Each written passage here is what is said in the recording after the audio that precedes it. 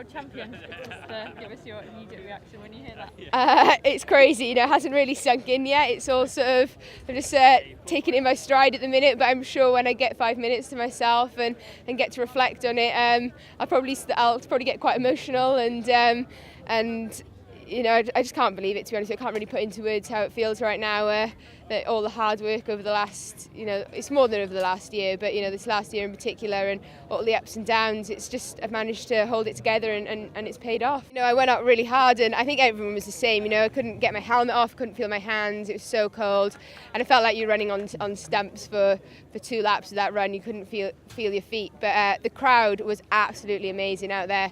I couldn't hear myself breathe, which was actually really good because I was breathing really heavy, and when I did actually catch it I was like, oh, I don't sound too good, but no, they were fantastic and they lifted me and they definitely carried me to that win, and can't thank them enough. Jodie came up to me and said, "Non, you've got a penalty on the second lap of the bike," which was a bit of a disappointment, but also really great that she did that and came up and told me, and so I just had to think about how best to deal with it. It happened to Johnny last year in the Olympics. It's not impossible to overcome, and so I just knew I had to go out of transition really hard in that run and get that gap early on, and then once I was in that transition box, the same again, had to get out and never ever give them a chance to get back into contact and feel that they were reeling me back in. So it was all really about psychologically staying ahead of everybody, and that was hard work. Horrible, was it, standing in that box for 15 seconds? Oh, it's never ending. The guy was like, "I'll give you a countdown from 5 seconds," and I was looking at him like, "When's this countdown coming? Come on!" And I was like,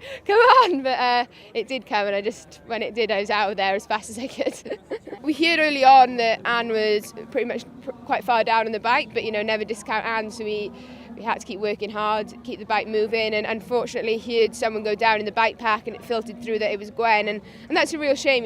I'd much rather have had Gwen there in the run and to have raced against her that way and to have won the world title that way, but it's part and parcel of the game. We knew that was a dodgy corner, and we were trying to prepare as a British team for it, so it's a real sad way for it to happen, and I hope she's okay.